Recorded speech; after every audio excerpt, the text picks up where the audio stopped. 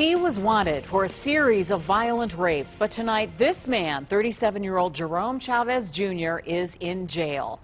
Good evening, I'm Lee Jordan. I'm Leon Bibb. The people who live near Chavez are now breathing a sigh of relief. News Channel 5's Shay Harris joins us now. Shay, tell us more about why police call this man dangerous. Well, Leon, police say Chavez knew his victims and he controlled them. That's what made him a very bad person to them. But tonight, we don't know the victims' names, but we do know that Chavez is a very dangerous man. Now I'm just thinking, like, I lived 100 feet away from a monster for how long? That's reaction from an unidentified woman who watched detectives search her neighbor, 37-year-old Jerome H. Chavez Jr.'s house Thursday night. I'm scared for him to come back, and I'm heartbroken for the 5 children that were living in that home.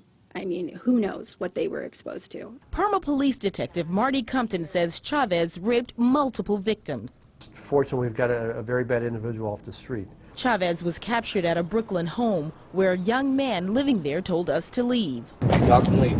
I'm for bye. Detective Compton says Chavez not only raped his victims, he used force, threats, and intimidation to control them. This wasn't somebody who was just going out and, climbing in people's windows to rape innocent individuals that he did not know. The neighbor says Chavez was always yelling and screaming at his children and was often in confrontations with neighbors. Now she says she had no idea what he was really capable of. They can have all those alerts where you can go online and see who's been convicted. Well, that's great. You know who's convicted, but you don't know who's still perpetrating while you're here.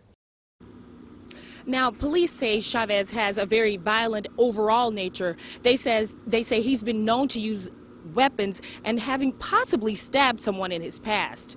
In Parma, Shay Harris, News Channel 5. Shay, let me ask you, were the children the neighbor mentioned Chavez's children, and where was their mother?